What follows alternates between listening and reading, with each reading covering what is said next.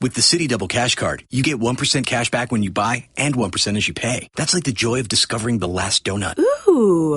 And it has your name on it, literally, in chocolate sprinkly things. No way. Double the love with the Citi Double Cash Card. Apply now at Citi.com/doublecash. Hope you're rolling into a great weekend wherever you are and what you're doing. Trey Wingo here with Mike Golic. We're presented by Progressive Insurance, and all phone guests join us on the Shell Pennzoil Performance Line. And every once in a while, Mike, we are deemed worthy of someone joining us in person. There you go. And ladies and gentlemen, today is one of those mornings. Yes, it is.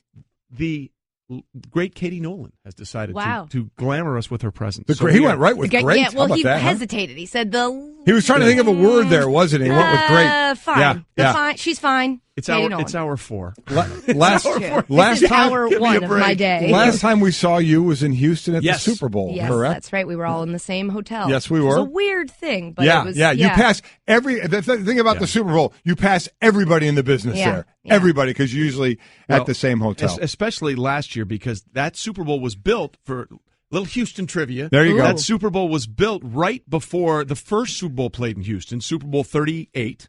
And literally, as we were moving in to get set for NFL, they were still putting up "Welcome to the Super Bowl" signs. That's how new it was. Yeah. And it's a massive hotel. Yes, it's it is. huge. Yeah. So literally, whether you worked for Fox or CBS or ESPN or NBC Sports or whatever, everybody was there. So you would pass everybody in the hallway, and there was this one giant little gathering bar there in a restaurant, and you would just see a million people. Yeah. We ran into Katie one other last bit of history as well. I was drafted by the Houston Oilers and lived there in '85 before Katie was born. Me so too. there you go. Me too. I was also drafted by the Oilers. Yeah. The litany of things that we did before Before Katie she was born, I could fill another 6 How hours. about it? You're not which is kidding. a separate issue. So Wow. anyway, welcome to ESPN. This is Thank our you. official welcome to you here. Mm-hmm. I love the press release when your hiring was announced. Katie will be doing an unspecified amount of roles. So we are delighted to be part of your unspecified amount of roles. Yeah, figuring it out one day at a time. Yeah. And do we know more what's happening there? It's all digital stuff, so we're launching a podcast in January. Gotcha. I love how she's looking I looked to somebody at else. Ashley, I'm looking like, right? looking to Yes. Ashley for confirmation. Yeah. She's shaking her head. Yeah, It's so in good call. yeah. Good job. Podcast yet to be named. Yeah.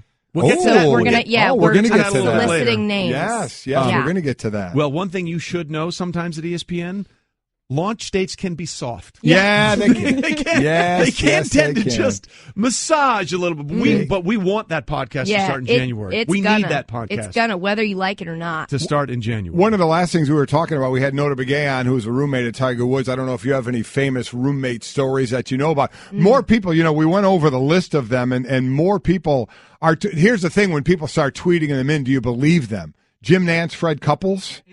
And Blaine McAllister, by the way, who was also a pro golfer. All three of those. Right, all three of them. Someone's saying James Gandolfini and Mario Batali. Wow.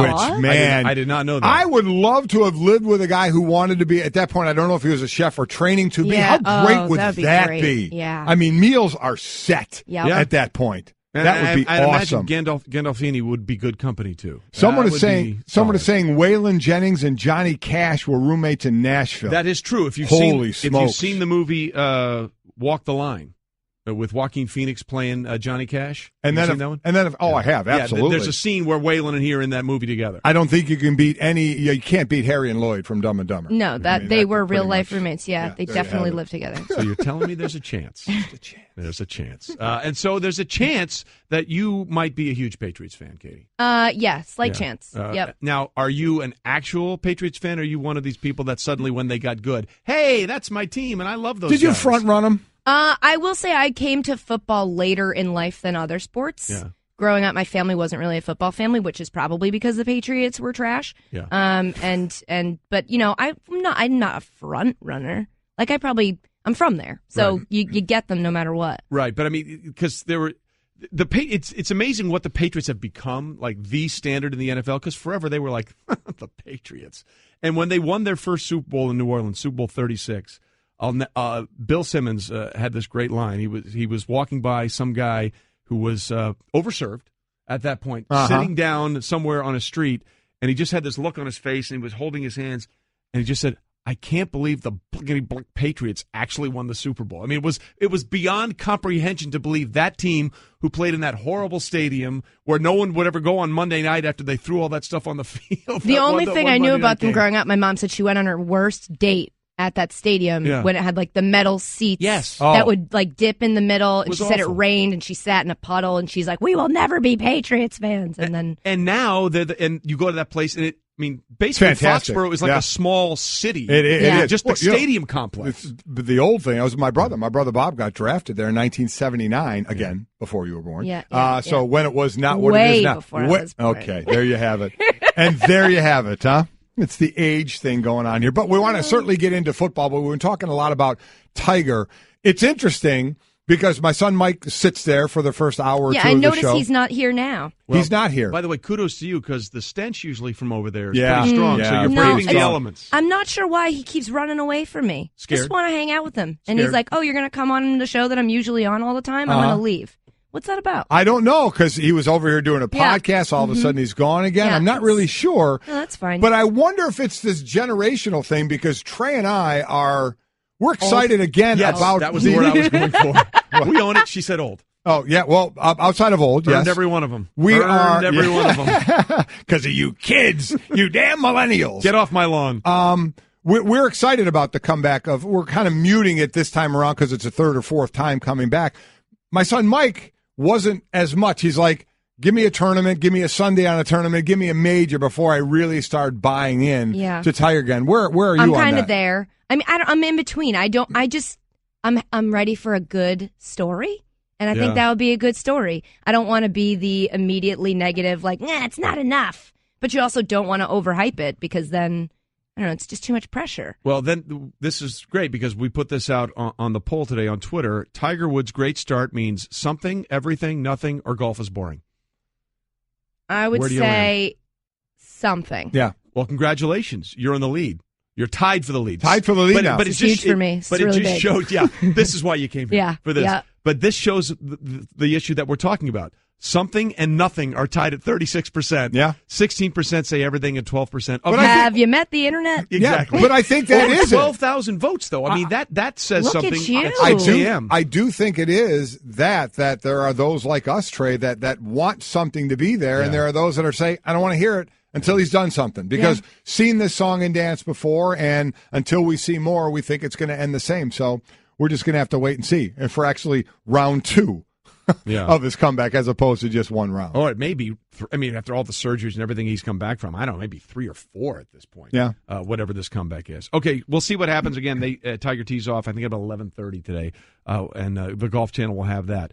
Let's talk about the Patriots. This year did not start out great for them. No. They were 2-2, but as we all learned in 2014, when they lost on Monday night to Kansas City and everybody was burying them and Brady was old and all these things, they did go on to win the Super Bowl that year. So no one judges the Patriots in September. You judge them in December. How do you feel about your team's chances of getting back to the Super Bowl once again now? I feel great about it. There's really nothing to...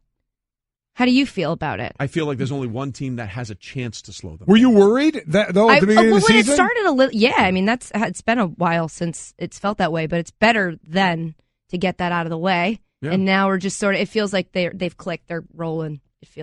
I feel pretty confident. Well, the defense has been just ridiculous how much better it's been. But you're right. I mean, when everyone was on them at 2-2, I'm like, haven't we been here before?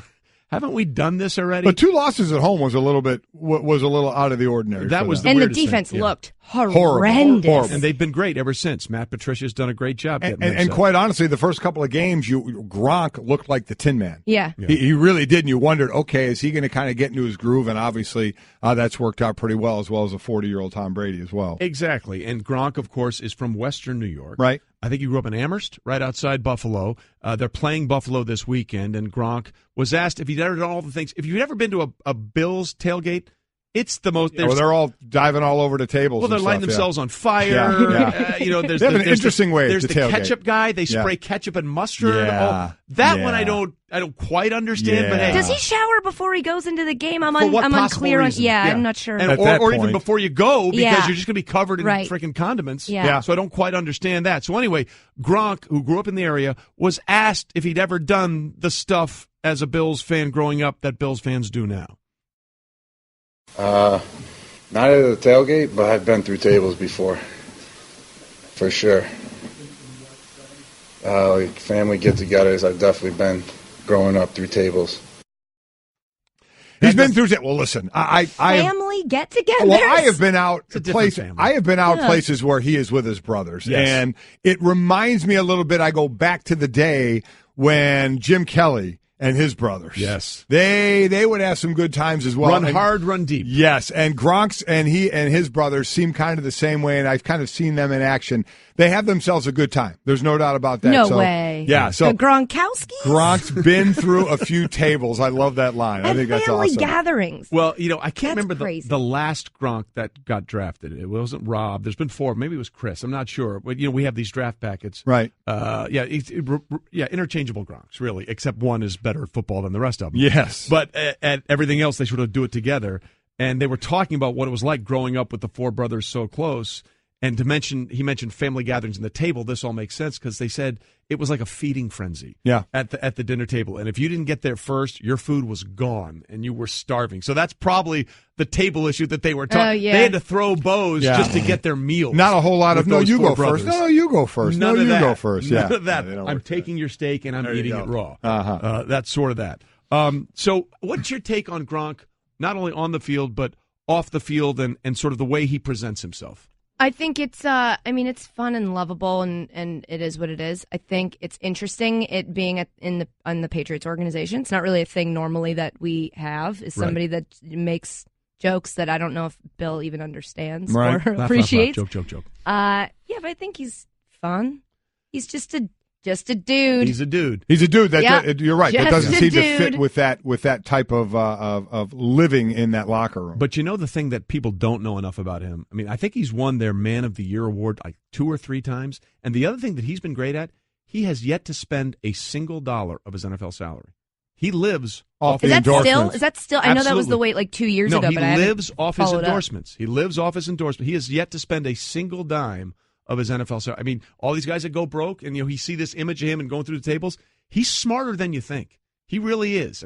That is impressive. Yeah. Or he's got good people. That as well. The first talk I went and gave when I was a Philadelphia Eagle, I got $25 for. And what'd you do? Have a Happy Meal? I spent it. He did. I was going to say, he didn't spend it. He saved it. I spent it on the way home on food and tolls. $5 million over the years. Oh my gosh, that's amazing. So obviously they're doing well, and then on the other end is the only team that seems to be able to beat them in the Super Bowl twice. That would be the Giants. Mm-hmm. Been a bad week for the Giants. Not great. Been a bad season for the Giants. Yeah. Your thoughts on how the Eli Manning sit-down situation was handled? I can't be impartial on this. I can't not be. It's sad, and I feel bad. But at the same time, I don't really. No, you don't. I don't know. I can tell you I don't think it makes any sense. I think it was kind of stupid. But I do feel that the deal that was made over it. I think that them benching him for Geno is stupid. Right. But I also, when he got emotional at his locker, I was like, oh man, poor guy. That's kind of a bummer. Yeah. But at the same time, he stole 2 rings from you. Yeah.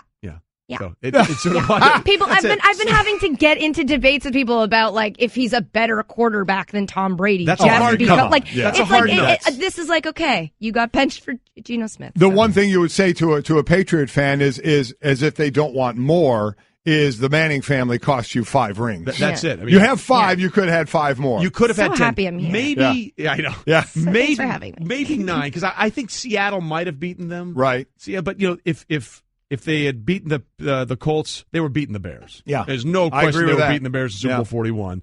And I think they probably would have had a really good shot against Carolina. Right. And, of course, Eli beat them twice. So you must hate the Manning family because they denied you at least 5 more rings. I have no ill will towards anyone. Oh my God! Do I not believe that? Just the picture. I'm new here. I'm just trying to She's not trying to ruffle any feathers. Stick around for a bit. Okay, we are here on Golic and Wingo on our Friday. Katie Nolan is here with us in an undefined Friday. role. In an undefined role. Yes. And we're happy to be part of the undefined role. But let's play a little fill in the blank. Let's do it. Do we have sound for fill in the blank? Fill in the blank. There it is. There you go. Here we go. You ready? Lime green fill in the blank. But I liked her version better. Okay. Fill in the blank with Golic and Wingo. Ooh, cha-cha music. Well, there you go. That was. Okay, you ready? You want to start? You want to start? You want me to start? You go ahead. All right, here we go. The NFL game you are most looking forward to watching this weekend is what, Katie Nolan?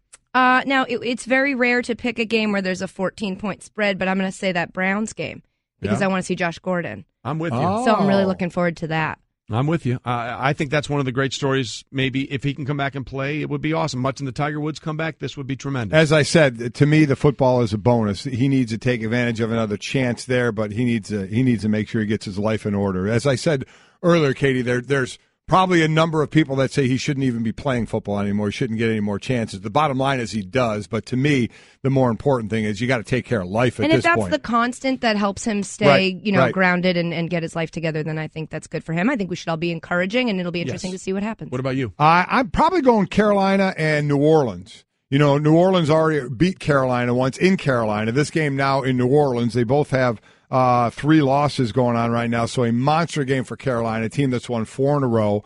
New Orleans finally had their winning streak snapped, but I just love this matchup. Mike brought it up earlier. Ingram and Kamara against that linebacking core from Carolina, I think is going to be a fantastic matchup. I'm going Philly at Seattle because, look, Philly has been on an unfettered run, but Seattle's a really tough place to play, and they've already lost 2 home games. Are they really going to lose 3 games at home up there? I know they're beat up, but you know what? Philly's success has really been about the running game, and that running defense is still pretty strong. So are they going to force Carson Wentz to make throws against what's left of the Legion of Boom? I think it's one guy and other people. Fill in the blank brought to you by Mahindra Tractors and Utility Vehicles. Mahindra USA, the world's #1 selling tractor. Okay, we sort of danced around. It's a good bring on a tractor. Do you get a free tractor? I have 4. How about that? Yeah. Oh, okay, big guy. You get, how about a tractor depending on how good these answers are. Oh, man. All right, we've already sort of danced around this, but the word to sum up Tiger Woods' 3 under par yesterday is? Encouraging? I like that. That's a good word. One thing I never do, I never stick to the word. I always still give a phrase. Yeah, I noticed that. Well, my name's on you the show, do so I can do whatever I want.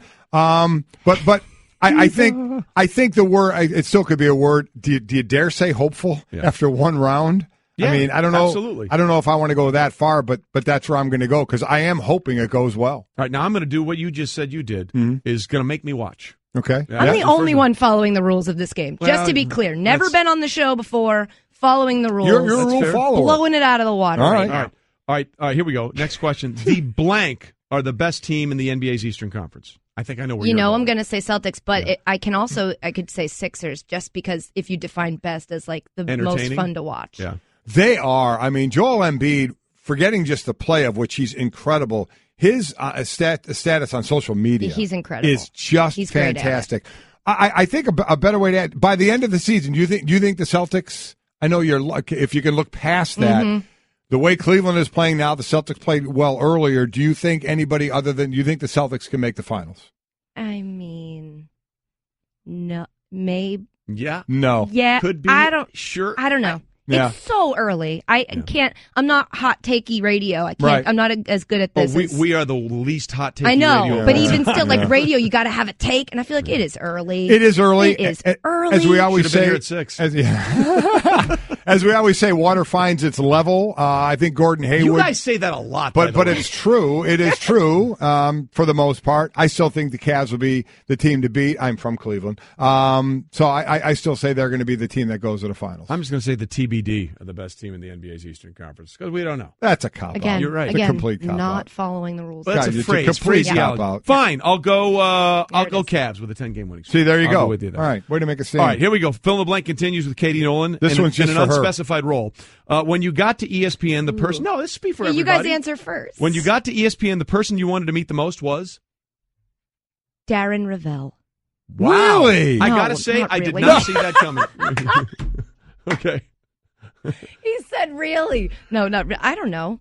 Beetle. I actually hadn't met Michelle Beads. Beetle. We'd been That makes more sense. We'd like Twitter messaged and we'd FaceTime. You've been out on Sports Nation, right? Yeah, So you say, okay. yeah. I met her for the first time when I did Sports Nation the first time. But so I was, did you meet her pugs and No, her dogs? not yet. That's what you got to I'm meet. excited. Have you So met I got a Stephen A? Yeah. No, I have not. All right, he's looming around here somewhere.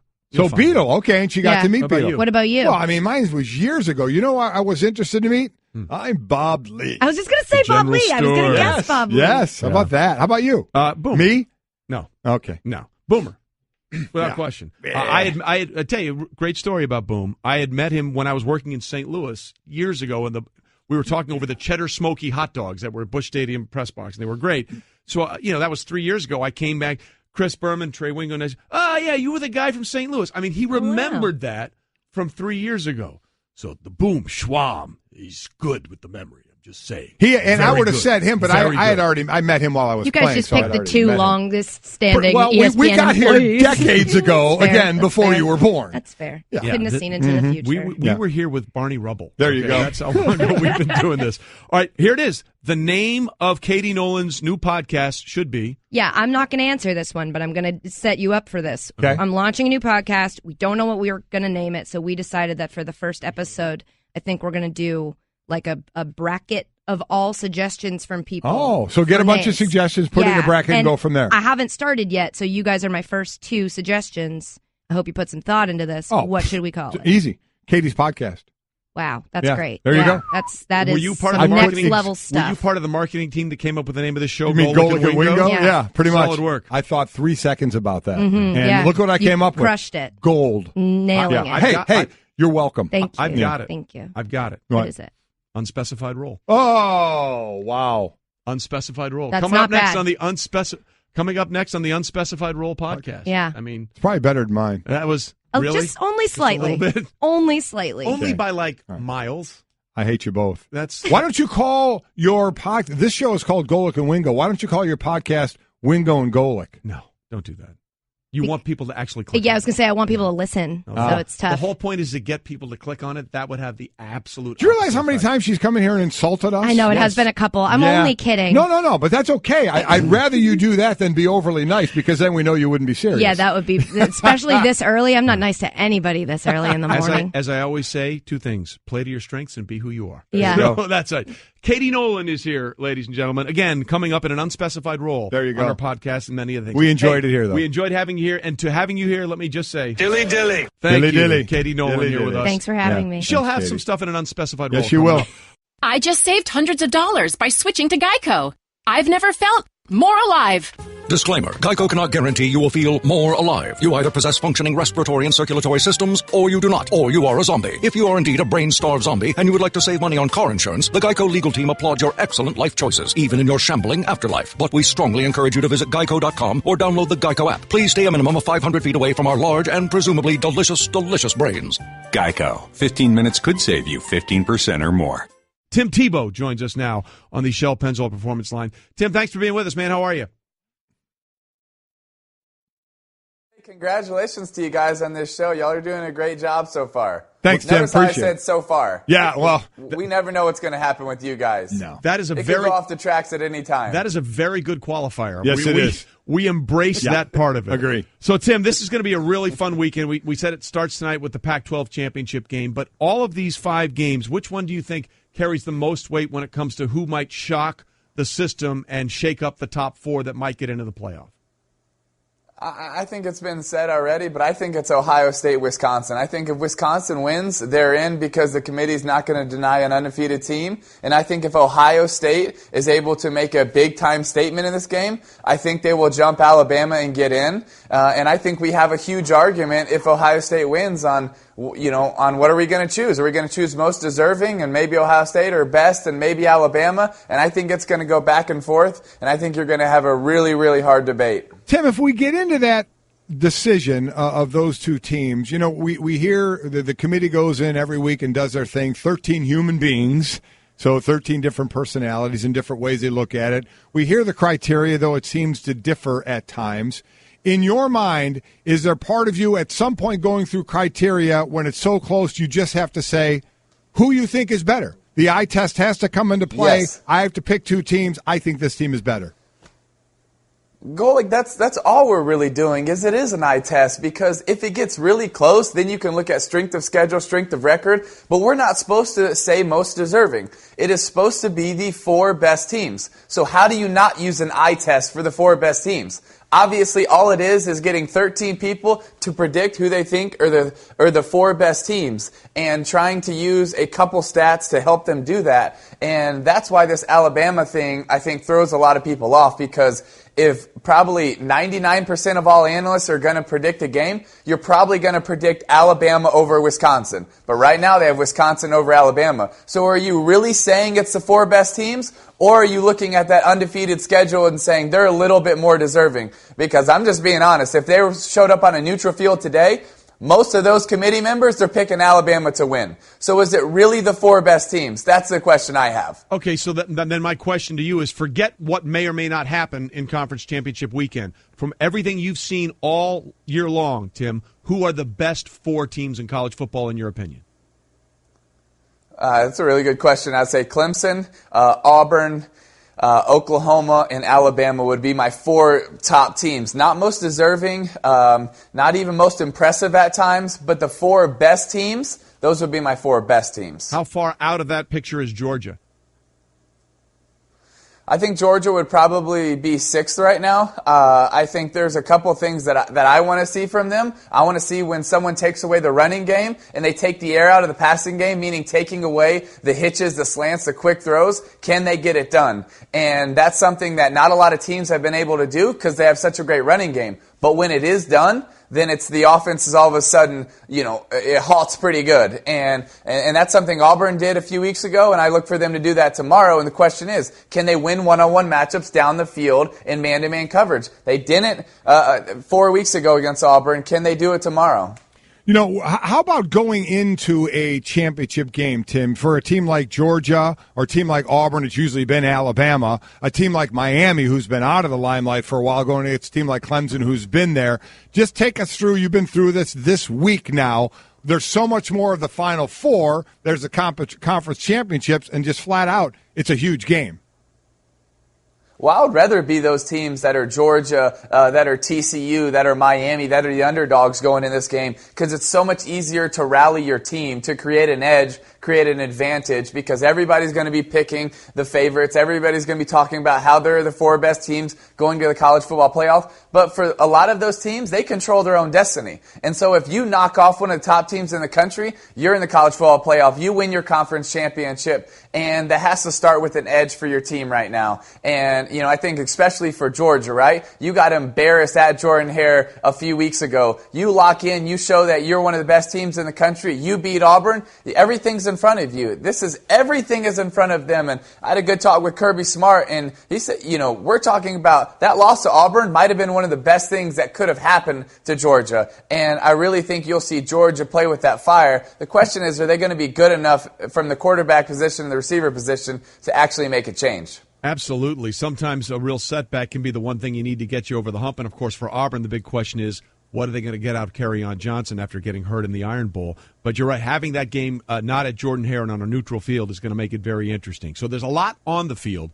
Tim, I got to ask you about a coach you're very familiar with. Oh, yeah. Dan Mullen, going back home to Florida. Yeah. He did amazing things at Mississippi State. Obviously, he worked with you as your offensive coordinator. What do you think he's going to bring back to the Gators? And can you give us a little insight about the things that he did that helped you and the things that you expect him to do? Yeah, absolutely. I think, number one, he's going to bring back a little fire and passion back to the University of Florida, which it desperately needs. I think, number two, he's going to go out and he's going to recruit quarterbacks, and he's going to look at what he has there, and he's going to create competition, because Mullen is huge on competition. And if you look at who he's had at the quarterback position, when he's at Bowling Green, he had Omar Jacobs, Josh Harris, goes to Utah, Alex Smith, Brian Johnson, Florida, me, Cam Newton, goes to Mississippi State, and then he has Dak Prescott and now Nick Fitzgerald. And the one good thing that Dan Mullen does in teaching his quarterbacks is he doesn't make you be great at everything. He lets you be great at whatever it is that you're already pretty great at, and then he just enhances everything around you. And he'll mold the offense to you, as he did to Dak Prescott or Nick Fitzgerald or myself. And yes, he's going to work and push you to try to be able to enhance your game in every area, but he's going to also call plays to your strengths. And that's something that, we talk about it, coaching to your player's strength, but not everybody can do it like Mullen can do it. And, when he was at the University of Florida, we would talk and he would get the quarterback's opinion. What are your favorite plays? Tell me exactly what you like, how you like it, how I can, design something to fit you. And he would take that and he would mold it, and that was the offense he ran. And that's one reason why he's always had success with quarterbacks, is because he molds the offense to them, and he's also smart enough to be able to adapt his offense to the strengths of his players. And I think that's what you'll see at the University of Florida. And isn't that the essence of coaching? Not have a system, system, but have something that you see your players can do and works for tailor them. your system to what they can do. Hey, Tim, thanks for being with us. It's going to be, hopefully, it'll be chaos. Absolutely. Yes. Hopefully, it'll be chaos. Thank you, guys. Otherwise, it could be a really That's good long for college show. football. That's exactly right. Yeah. Tim, thanks for being with us Tim. today. We appreciate it. See you guys. Thank you. Here's what's coming up on ESPN Radio this weekend. How about tonight? We've been talking about it all day. The Pac-12 Championship, number 10 USC, number 12 Stanford, 7 o'clock Eastern. Tomorrow, Big 12 Championship game, number 11 TCU, number 3 Oklahoma. That's at noon Eastern. And the ACC Championship, number 7 Miami, number 1 Clemson at 7 Eastern. And then Sunday, again, all on ESPN Radio, Vikings at Saints at noon Eastern Time, and Rams at Cardinals at 4 Eastern Time, all coming up on ESPN Radio.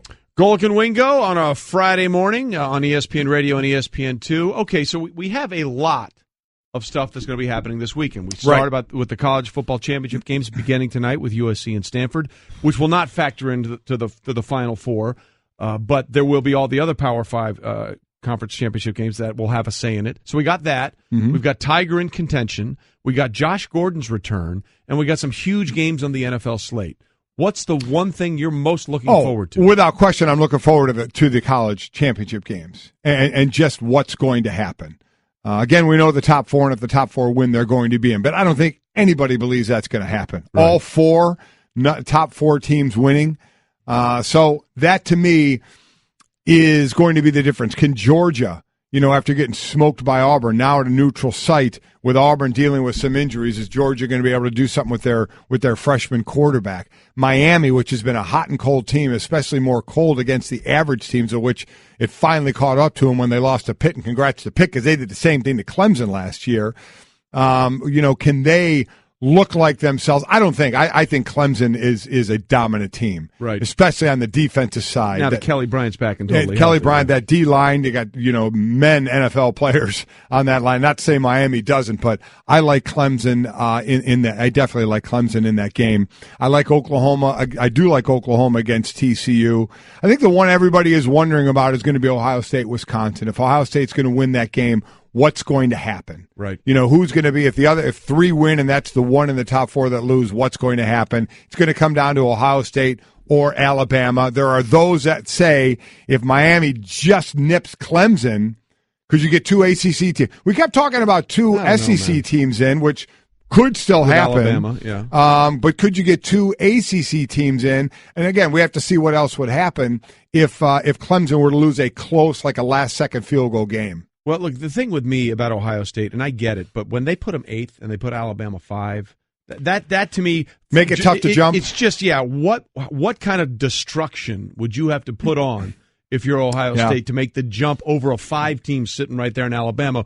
You can say whatever you want. They still played a very good schedule. They had a very good regular season, and you can't blame them for the Florida State team falling apart because they were 3rd in the nation when they played them. The one thing that we'll say is, now there's not a lot of sample. There's 3 years of it. Yeah, we've never had a team past 5th from the second to last. You like to say penultimate. I say second to last. Next to last. And that has gone into the Final Four. No team past number 5, and that would be where Alabama is sitting right now. But we've also never had a 2-loss team in the top 4 either, and we do in Auburn. So all bets are kind of off there, and I think it's safe to say that the top 8 teams all have some chance to get into this thing. And that's what, kind of what you're looking for.